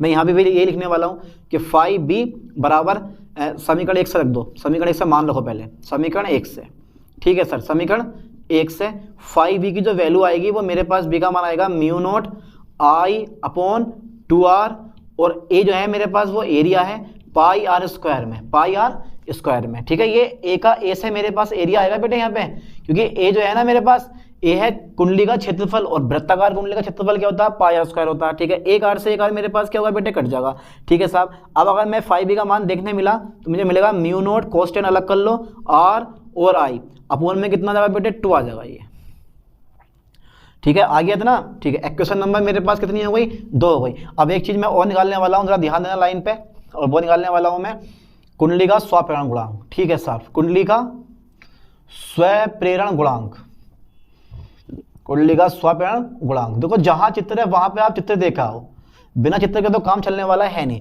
तो कुंडली का स्वप्रेरण गुणांक L बराबर n5b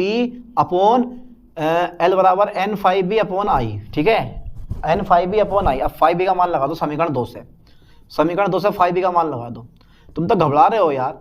L बराबर n5b mu nought pi R आई अपॉन 2, ठीक है। अपॉन में कितना मेरे पास आई हो जाएगा, तो आई साई मेरे पास क्या हो गया बेटे, कट गया। तो मेरे पास क्या बचेगा, L बराबर म्यू नॉट पाई एन आर, और अपॉन में आ जाएगा मेरे पास कितना, 2, और यही क्या है मेरे पास, अपॉन में कितना बेटे मेरे पास 2 आ जाएगा। कुछ बच तो नहीं रहा, और देख लो, एक आर से एक आर हमारे पास कट गया, बचेगा pi R mu nought pi R I आ गया, ठीक है। अब मेरे पास भैया यहाँ पे एन की एंट्री हो गई, म्यू नॉट पाई एन आर, तो ये आ गया मेरे पास 2। तो ये होता है तुम्हारे पास कुंडली का स्वप्रेरण गुणांक। ये क्या है मेरे पास, ये है कुंडली के, किसके बेटे, यह है कुंडली के स्वप्रेरण गुणांक का सूत्र है। कुंडली के स्वप्रेरण गुणांक का क्या है, गुणांक का मेरे पास सूत्र है, ठीक है। याद कर लो ठीक से, ओके, हो गया होगा याद इस चीज़ को। चलो साहब हटा दें इस चीज़ को, पढ़ो बढ़िया करके घर जाके, इसको बार बार रिपीट मानना।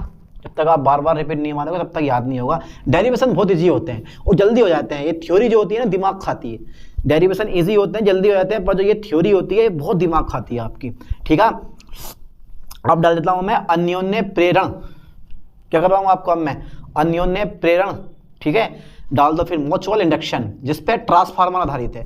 यही वो चीज है जिसपे बेटे ट्रांसफार्मर आधारित है। क्या नाम है इसका? अन्योन्य प्रेरण। ठीक है, अन्योन्य प्रेरण इसको कहते हैं इसमें mutual induction. Mutual induction. Okay sir, mutual induction. अरे सर इसका नाम आपने म्यूचुअल इंडक्शन क्यों रखा? अरे मैंने थोड़ा रखा है यार, इसका नाम होता ही है म्यूचुअल इंडक्शन। ठीक है, अन्योन्य प्रेरण। ट्रांसफार्मर जो वोल्टेज को घटाता है, वोल्टेज को बढ़ाता है, वो क्या है मेरे पास? ट्रांसफार्मर इसी सिद्धांत पर आधारित है। एक नंबर है पूछता है कि ट्रांसफार्मर किस सिद्धांत पर आधारित है, तो आपका एक ही आंसर होगा कि सर ट्रांसफार्मर जो होता है वो अन्योन्य प्रेरण सिद्धांत पर आधारित होता है। ठीक है भैया, इसमें दो कुंडलियां होती हैं, इसमें भैया दो कुंडलियां होती हैं और दोनों कुंडलियों को पास पास रखकर खेलते हैं आसपास। अच्छा ये बताओ, आसपास किसी ने खेली है भाई? भैया या खाली नाम सुना है? पहले चलते थे खेलिया वाले, आसपास चले गए, और भी दो तीन खेल थे। अब तो ये मोबाइल के ज़माने में कौन आसपास खेल लिया आज के ज़माने में। ये आ गया मेरे पास, अब तो गेम खेले जा रहे हैं, गेम। अब ये आ गया मेरे पास प्लस माइनस। ठीक है, धारा नियंत्रक दो, धारा नियंत्रक दो, और भैया कुंजी दे दो। बिना कुंजी के काम ना चलेगा, कुंजी लगानी पड़ेगी। ये आ गया मेरे पास के, समझ गए? तो ये आ गया मेरे पास RH, ये आ गया मेरे पास सेल। सेल मेरे पास ये है। जो मैंने धारा प्रवाहित करी, ये मेरे पास कुंडली है, प्राइमरी कुंडली। कौन सी कुंडली है बेटा? ये प्राथमिक कुंडली है। ठीक है, अब मैं एक कुंडली और बना रहा हूँ, सेकंड कुंडली, इसके पास में रखूँगा मैं। चलो साहब, इसी के पास में रखो आप भी, लो साहब। और यहाँ लगा दूंगा एमीटर, चेक करने के लिए कि इसमें धारा प्रवाहित होगी नहीं होगी। ये सेकेंडरी कुंडली है। जब देखो परिभाषा बड़ी इजी है, देखो सिंपल परिभाषा लिखवा रहा हूँ, बिल्कुल छोटी छोटी परिभाषाएं हैं, आराम से याद कर लोगे। जब दो कुंडलियों को पास पास रखकर किसी एक कुंडली में धारा प्रवाहित की जाती है तो दूसरी कुंडली में प्रेरित विद्युत भागबल उत्पन्न हो जाता है। इस घटना को अन्योन्य प्रेरण कहते हैं। अब जिस कुंडली में धारा प्रवाहित करते हो उसे प्राथमिक कुंडली कहते हैं, और दूसरी कुंडली को हम क्या बोलते हैं? द्वितीय कुंडली कहते हैं, है ना। तो जब देखो, जब दो कुंडलियों को पास पास रखकर, जब दो किसको बेटे? जब दो कुंडलियों को पास पास रखकर, जब दो, ठीक है, जब दो कुंडलियों को पास पास रखकर, जब दो कुंडलियों को पास पास रखकर, जब दो कुंडलियों को पास पास रखकर किसी एक कुंडली में, ठीक है सर, किसी एक कुंडली में धारा प्रवाहित की जाती है, धारा प्रवाहित की जाती है, तो स्वयं उसी कुंडली में जाती है, तो स्वयं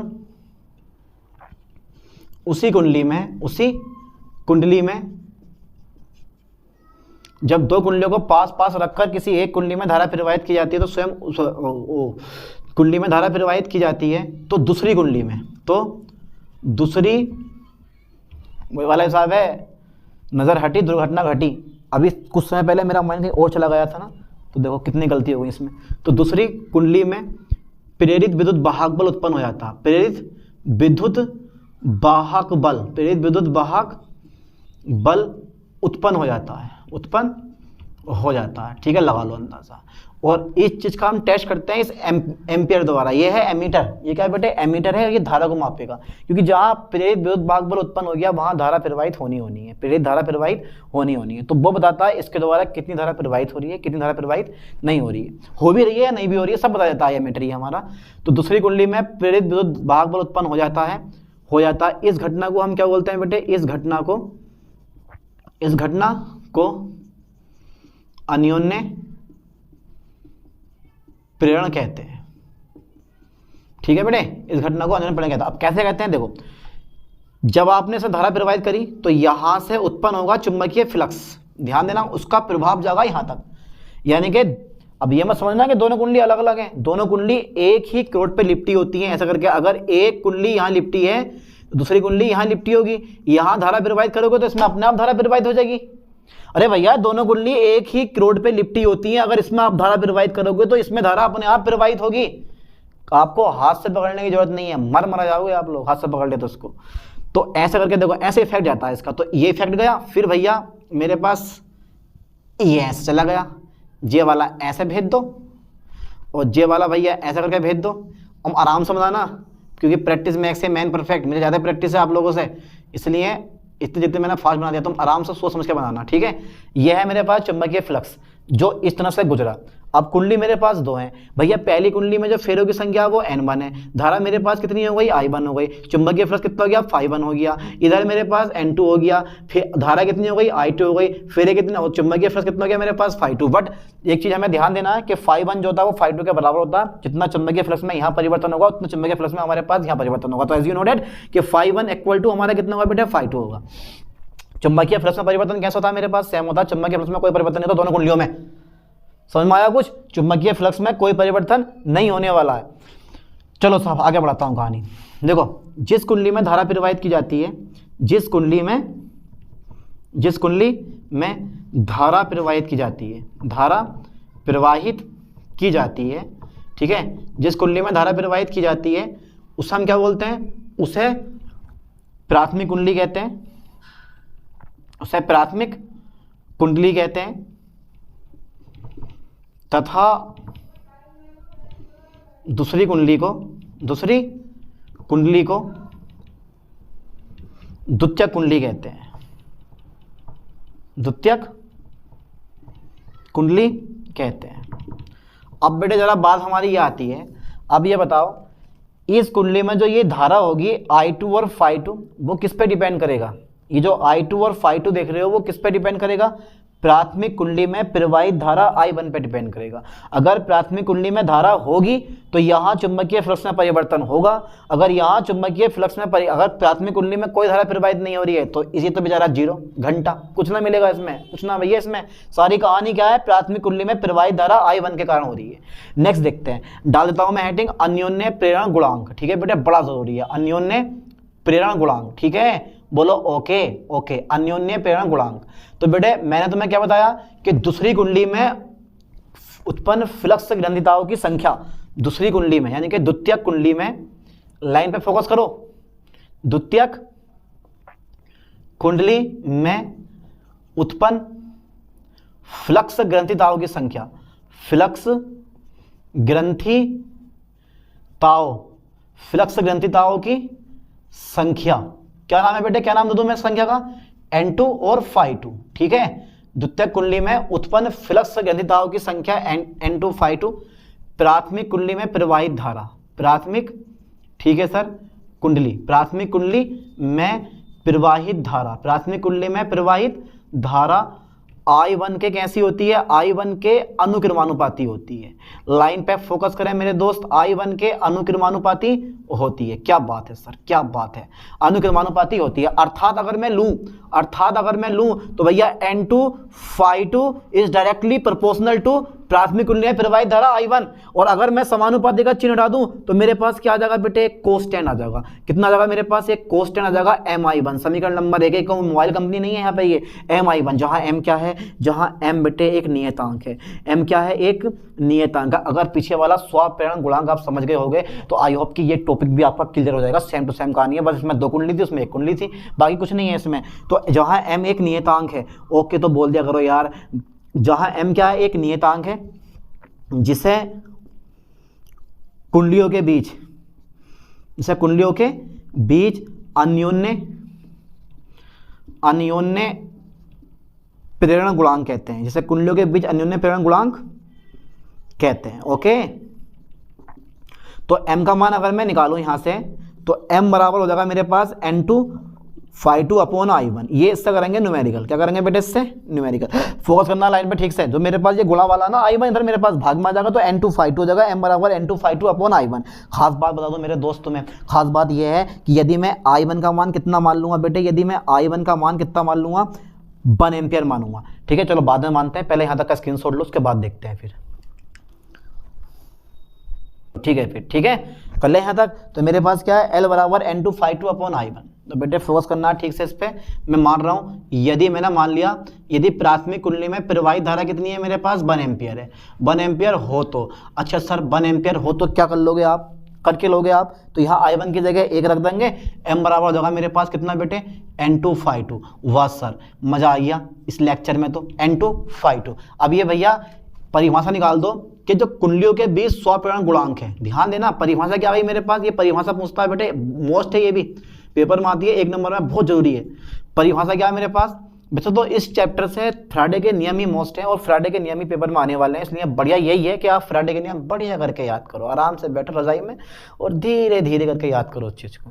ठीक है, तो मेरे पास परिभाषा क्या है चीज़ की, परिभाषा मेरे पास कुंडलियों के बीच अन्योन्य प्रेरण गुणांक, कुंडलियों के बीच, ठीक है, कुंडलियों के बीच अन्योन्य प्रेरण गुणांक, अन्योन्य प्रेरण गुणांक, कुंडलियों के बीच अन्योन्य प्रेरण गुणांक, ठीक है, कुंडलियों के बीच अन्योन्य प्रेरण गुणांक फ्लक्स ग्रंथिताओं के, किसके बेटे, फ्लक्स ग्रंथिताओं के,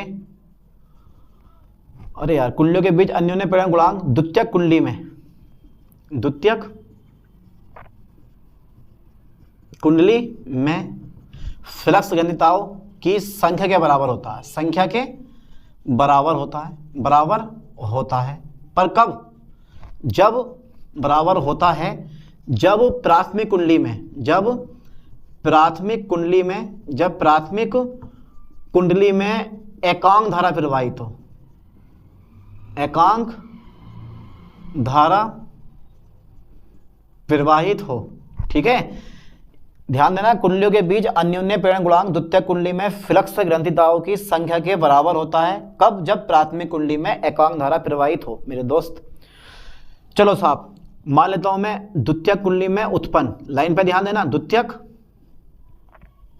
कुंडली में उत्पन्न, ठीक है, द्वितीयक कुंडली में उत्पन्न प्रेरित विद्युत वाहक बल, उत्पन्न प्रेरित विद्युत वाहक बल, ठीक है, ये आ गया मेरे पास E बराबर माइनस के N2 D phi two upon D T. सारी कहानी द्वितीयक कुंडली की है मेरे दोस्त, इस N2 को ऊपर ले जाओ, E बराबर माइनस के डी N2 और फाई टू, और आ जाएगा मेरे पास कितना बेटे, dt। समीकरण 1 से चेक कर लेते हैं, समीकरण 1 से मैं क्या करने वाला हूं मेरे दोस्त, बताओ जरा मुझे। तो E बराबर d, समीकरण 1 है मेरे पास, N2 फाई टू बराबर mi1, तो मैं यहाँ रख दूंगा N2 फाई टू की जगह mi1 अपॉन कितना जगह मेरे पास, dt हो जाएगा। ठीक है, मैं इसको इरेज कर रहा हूँ कि इसका हमारे पास अब कोई काम नहीं है, क्योंकि इसकी जरूरत पड़ती है, इसलिए मैंने इरेज नहीं किया था इसको। अब भैया जरूरत खत्म हो गई हमारी, तो खत्म कर दिया। तो भैया m क्या कर लूँगा मैं, बाहर कर लूँगा, तो मेरे पास बच जाएगा, देखो यहाँ पे माइनस का मिस्टेक हो गई, यहाँ पे लगाना आपको कितना, माइनस, तो मेरे पास क्या आ जाएगा, यहाँ से m कॉमन ले लो। ठीक है साहब, माइनस के m अलग आ जाएगा, ये आ जाएगा di1 अपॉन कितना जाएगा मेरे पास, dt आ जाएगा। अच्छा बेटे, m बराबर कितना हो जाएगा मेरे पास, ये पूरे का पूरा di1 है, इधर उठा के भाग में ले आओ, तो e बराबर हो जाएगा मेरे पास di1 अपॉन कितना हो जाएगा, ये dt हो जाएगा। ठीक है भाई, इस dt को चाहो तो ऊपर भी ले जा सकते हो, तो ये एक फॉर्मूला मेरे पास ये आ गया। पर अभी मुझे थोड़ा फोकस करना है ठीक से। मैंने क्या काम करा, देखो मैंने बोला कि द्वितीयक कुंडली में उत्पन्न प्रेरित विद्युत वाहक बल, यहाँ पे E2 कर लो, यहाँ क्या कर लेंगे हम, E2 कर लेंगे। ठीक है, तो ये भी मेरे पास E2 आ जाएगा और ये भी मेरे पास क्या आ जाएगा, E2 आ जाएगा। m बराबर माइनस के E2 upon di1 upon dt, dt को चाहो तो ऊपर लेके जाओ। मात्रा क्या होता है, मात्रा दोनों के सेम होते हैं, स्वप्रेरण गुणांक के भी और अन्योन्य प्रेरण गुणांक के भी। इसका भी मात्रा क्या होगा मेरे पास, हेनरी होगा। क्या मात्रा होगा बेटे इसका, हेनरी, H4 हेनरी, ये मैं बोल दूंगा इसको ओम सेकंड। इसका ही मात्रा क्या होता है, ओम सेकंड होता है, पर मैं लिख नहीं रहा हूँ। ठीक है, ओम सेकंड स्वप्रेरण गुणांक का ही मात्रा रहने दो, इसका मैं डिवाइड नहीं करना है ना। तो ये हो गया मेरे पास परिभाषा, परिभाषा मेनली है अन्योन्य प्रेरण गुणांक की। अब देखते हैं, जो पेपर में कई बार पूछा गया क्वेश्चन, दो परिनालिकाओं के बीच या दो समाक्ष परिनालिकाओं का स्वप्रेरण गुणांक का व्यंजक स्थापित कीजिए। तो यहाँ तक का स्क्रीनशॉट लो जल्दी, फटाफट से मैं इरेज कर रहा हूँ चीज को, जल्दी हो गया। ठीक है साहब, चलो उतार लिया होगा आप लोगों ने, अरे बतेरे इंटेलिजेंट ऑलरेडी पढ़ा हुआ होगा चैप्टर, अब तक तो पढ़ भी लिया होगा आपने ये चैप्टर, ना पढ़ा हो तो भैया ये मोस्ट टॉपिक पढ़ा रहा हूँ इसमें, आराम से इस टॉपिक को, इस चैप्टर को कवर करना, कोई फालतू का टॉपिक नहीं पढ़ाऊंगा। ठीक है, चलो देखो फिर ध्यान से। अब मेरे पास क्या आता है, अब मेरे पास आता है दो समाक्ष परिनालिकाओं के बीच, लाइन पर ध्यान देना बेटे, फोकस करना ठीक से। दो समाक्ष जिनकी अक्ष समान होती है, दो समाक्ष परिनालिकाओं, दो समाक्ष परिनालिकाओं के का कर दो का, दो समाक्ष परिनालिकाओं का अन्योन्य प्रेरण गुणांक, अन्योन्य प्रेरण गुणांक, या इसको बेटे हम गुणांक को ना कभी सोचो कि यार गुणांक के कोई शब्द ही ना है, इसको हम अन्योन्य प्रेरकत्व भी कहते हैं, अन्योन्य प्रेरकत्व, अन्योन्य प्रेरकत्व भी बोला जाता है, अन्योन्य प्रेरण गुणांक या अन्योन्य प्रेरकत्व भी बोला जाता है, कभी कुछ और समझ लो इस चीज को। ठीक है, प्रणालिका जानते हो ना, प्रणालिका क्या होती है, प्रणालिका सेम टू सेम ऐसी होती है, चाहे वो सीमेंट की हो सकती है, गत्ते की बनी हुई हो सकती है या फिर लकड़ी की बनी हो सकती है। उसके ऊपर क्या होता है, तांबे के तार की कुंडलियाँ लिपटी होती हैं। क्या होती हैं? तांबे के तार की क्या होती है बेटे? कुंडली लिपटी होती है, उसको बोलते हैं हम प्रणालिका। ठीक है, यानी कि जब बेलनाकार रोड जैसे लकड़ी की या फिर तुम्हारे पास सीमेंट आदि की एक रोड होती है जिस पर तांबे के तार के अनेक फेरे लपेट दिए जाते हैं, जिसको हम क्या बोलते हैं? प्रणालिका कहते हैं। ये परिणाम चैप्टर नंबर 4 गतिमान आवेश एवं चुंबकत्व में है ना। फिलहाल चैप्टर नंबर 6 चल रहा होगा, आपने पढ़ रखा होगा इसके बारे में। तो सबसे पहले जरा पॉइंट पे ध्यान देना, 2 प्रणालिकाएं होंगी मेरे पास। ठीक है, 2 प्रणालिकाएं होंगी, एक की लंबाई L1 होगी, एक की लंबाई L2 होगी। चलो साहब मैं डायरेक्टली कर दे रहा हूँ, देखो बिना कुछ लिखे डायरेक्ट समझ में आ जाएगा ये। देखो पहली परिनालिका, ठीक है साहब, पहली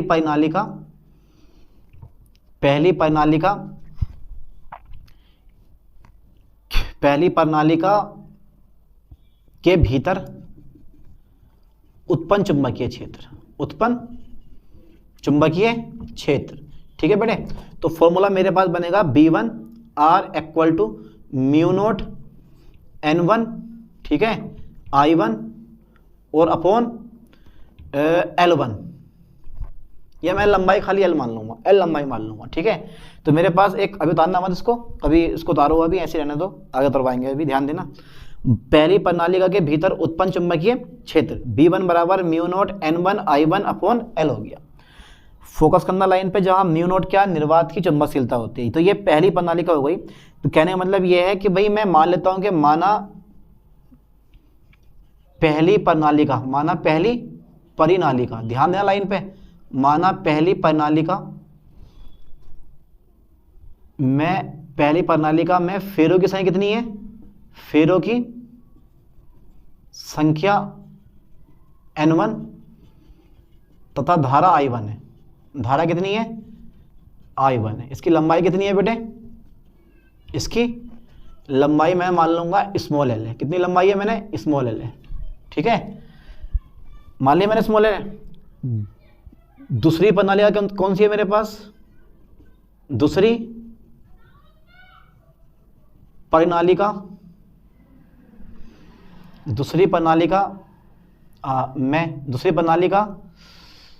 ठीक है, दूसरी प्रणालिका मैं फेरों की संख्या कितनी मान लूंगा? मैं फेरों की संख्या N2 है। कितनी है बेटे?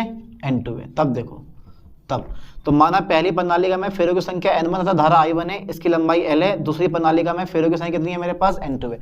तब सेम टू सेम कहानी। अभी पहली प्रणालिका की बात करिए, दूसरी प्रणालिका की तो कोई बात ही नहीं आई है।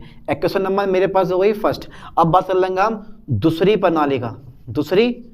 परिनालिका, लाइन पे ध्यान देना। दूसरी प्रणालिका से वध चुंबकीय फ्लक्स। मेरे दोस्त बड़ा बढ़िया टॉपिक है, ज़्यादा हार्ड भी ना, इजी भी ना, मीडियम टॉपिक है। ये जगह मेरे पास φ2, ध्यान देना बेटे, दूसरी प्रणालिका है ना, तो मेरे पास φ2 आ जाएगा। और आपने फॉर्मूला पढ़ रखा है B1A, कितना आ बेटे मेरे पास? B1A, ये एरिया आ गया। ये मेरे पास क्या है बेटे? इसका एरिया। ध्यान देना, ये क्या है मेरे पास? इसका एरिया आ जाएगा। फोकस करना ठीक से। तो B1 समीकरण 1 से, ठीक है।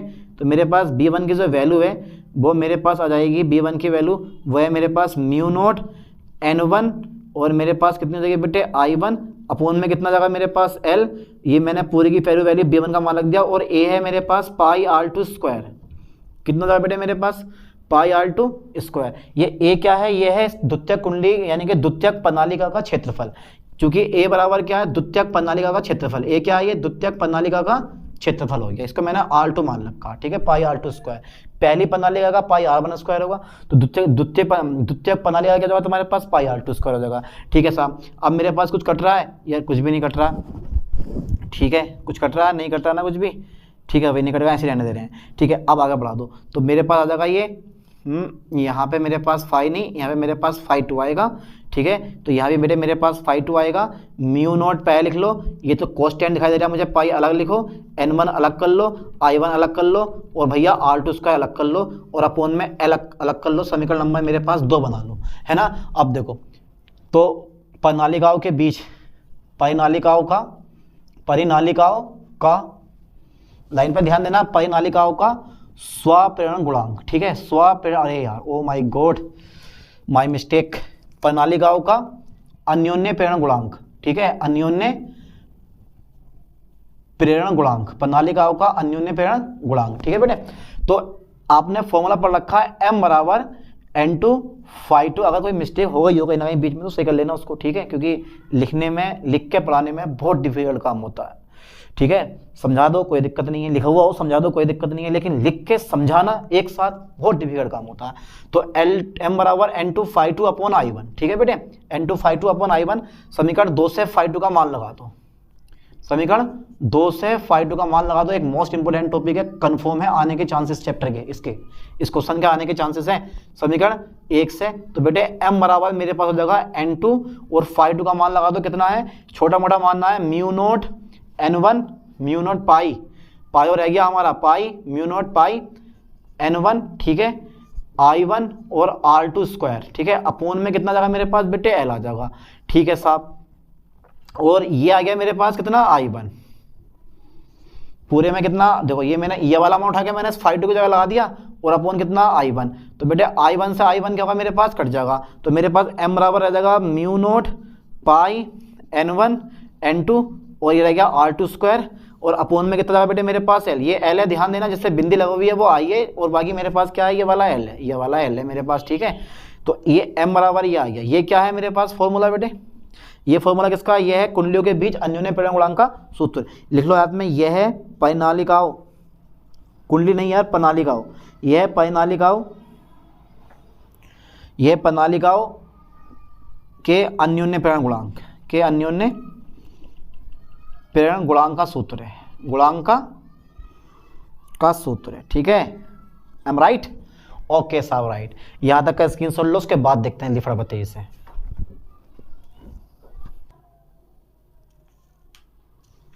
एक टॉपिक और रह गया यार, पेपर में कई बार पूछा गया, हो सकता है कि पूछ ले इस बार, वो टॉपिक और कर लो, बस लास्ट टॉपिक है ये, इसके बाद मैं 1 नंबर के 2-3 क्वेश्चन करवा दूंगा और चैप्टर खत्म करते हैं ना।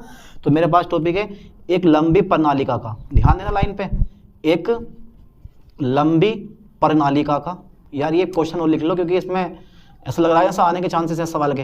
एक लंबी प्रणालिका, एक लंबी प्रणालिका के स्वप्रेरण गुणांक, स्वप्रेरण गुणांक का व्यंजक, ध्यान देना ये स्वप्रेरण गुणांक है बेटे, एक लंबी प्रणालिका क्या है, ये स्वप्रेरण गुणांक है। तो आपको पता होना चाहिए कि भैया प्रणालिका के भीतर, प्रणालिका के परिनालिका के भीतर, ठीक है भाई, भीतर, प्रणालिका के भीतर चुंबकीय क्षेत्र का मान कितना आता है, अभी थोड़ी देर पहले बताया था मैंने, जरा बताओ, जरा फॉर्मूला बताओ, B बराबर μ0 N और I अपॉन L, ठीक है बेटे, ये समीकरण नंबर 1, बिल्कुल इजी है यार, कुछ भी ना है इसमें। प्रणालिका के भीतर चुंबकीय क्षेत्र मेरे पास कितना आ गया, B बराबर μ0 NI अपॉन L। अब वही कहानी भैया, प्रणालिका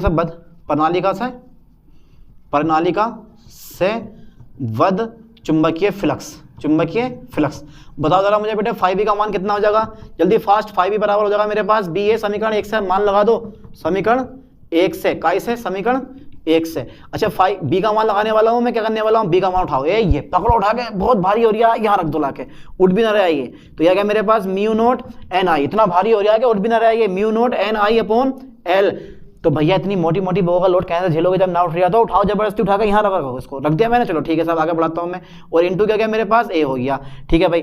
A का मान मैं रखने दो, अगर चाहते तो रख लो प्रणालिका का क्षेत्रफल, क्योंकि प्रणालिका जो होती है ना उसका सिरा जो होता है वो वृत्ताकार होता है, वृत्त का क्षेत्रफल पाई r स्क्वायर होता है, पर मैं लगा नहीं रहा हूँ, समीकरण नंबर 2 ऐसे लिख दे रहा हूँ मैं इसको, ठीक है। अब पता होना चाहिए कुंडली का यानी कि प्रणालिका का, परिनालिका,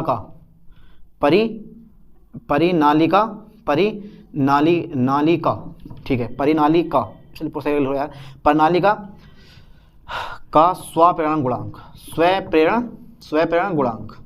चलो साहब, या स्वप्रेरकत्व L बराबर N∅B और अपोन कितना जाएगा मेरे पास I हो जाएगा, ठीक है। अब समीकरण 2 से ϕB का मान लगा दो, समीकरण 2 से, वाह क्या बात है, समीकरण 2 से या मेरे पास L का मान हो जाएगा N∅B का मान आ गया, ऊपर से मेरे पास μ0 NI अपॉन L और इंटू A, और मेरे भैया मेरे पास क्या बचेगा यहाँ पर, ठीक है, हो गया यहाँ तक। अब देखो आ गया मेरे पास, मान लगा दिया मैंने, कुछ नहीं करा, बस मैंने मान लगा दिया ϕB का, और अपोन में कितना मेरे पास I हैगा, अपॉन में कितना बेटे मेरे पास ये वाला आई है ना। अब इस वाले आई से ये वाला आई क्या होगा मेरे पास, कट जाएगा।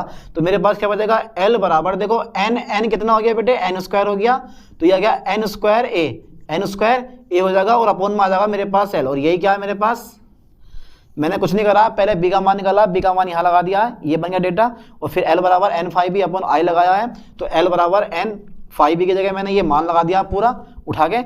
और भैया अब मेरे पास फॉर्मूले में और आई का आई मेरे पास ऐसे रह गया, आई से आई मेरे पास कट गया है। तो एल बराबर mu not an square A upon L. ठीक है, ये क्या है मेरे पास, ये है प्रणालिका, ये बेटे क्या है, ये प्रणालिका के, ये प्रणालिका के। ठीक है, ये प्रणालिका के स्वप्रेरण गुणांक का सूत्र है। प्रणालिका के स्वप्रेरण गुणांक का क्या है, सूत्र है, गुणांक का सूत्र है। ओके, समझ में आया, कुछ आगे होगा समझ में। ठीक है, एक चीज और देखो बेटे, एक शॉर्ट नंबर एक क्वेश्चन करवा दो, बहुत ही मस्त है ये, पढ़ लेना सही इसको। कहता है कि एल बटा आर का बीमा, एल बटा आर की बीमा तथा एल बटा आर का मात्रक तथा बीमा लिखिए, तथा बीमा लिखिए। यार ये क्वेश्चन और कर लो, क्योंकि एल बटा आर के बारे में पता कर लेता है। एल क्या, स्वप्रेरण गुणांक, आर है प्रतिरोध। तो लाइन पे ध्यान देना, इसका आंसर मेरे पास ये रहेगा, एल बटा आर, एल का मात्रक होता है ओम सेकंड, और जब मेरे पास प्रतिरोध इसका मात्रक होता है ओम, ओम से ओम कट गया, मात्रा क्या गया मेरे पास सेकंड। और बीमा कितनी हुई, तो हमारे पास सेकंड की बीमा होती है टी ब्रैकेट में। तो ये मात्रा आ गया, ये मेरे पास क्या गया बेटा, इसका बीमा आ गई। ठीक है, अब ये मत सोचना कि यार एल का बीमा निकालो दूसरे फॉर्मूले से, आर का भी निकालो बीमा। ठीक है, फिर दोनों काटा फाटी, बस मात्रा ले लो, ओम सेकंड, सेकंड से सेकंड कट गया, ओम से ओम कट गया, मेरे पास सेकंड रह गया, मात्रा सेकंड आ गया, और बीमा क्या गई मेरे पास, टी आ गई, है ना। दिस वन इज बीमा हो गई मेरे पास डायमेंशन, और ये मेरे पास क्या होगा, इसका यूनिट हो गई। ठीक है, तो भैया ये चैप्टर मैंने पूरा कवर कर दिया। अब इस चैप्टर में पढ़ाने लायक कुछ नहीं बचा, एक आधा क्वेश्चन बचा है, एक आधा टॉपिक जो कि पेपर में कभी आया नहीं है, तो मैं छोड़ दे जाऊँ, क्योंकि मोस्ट इंपॉर्टेंट टॉपिक पे हमें विशेष तौर पे ध्यान देना इस बार, है ना। तो आई होप कि ये टॉपिक यानी कि ये पूरे का पूरा चैप्टर आपको समझ में आ गया होगा, और समझ में नहीं भी आया है तो आप जबरदस्ती करके समझो इस चैप्टर को, 2-2 3-3 बार रिपीट करो। आई होप कि ये चैप्टर पूरे का पूरा आपके माइंड में होगा। अब मिलते हैं नेक्स्ट वीडियो में, थैंक्स।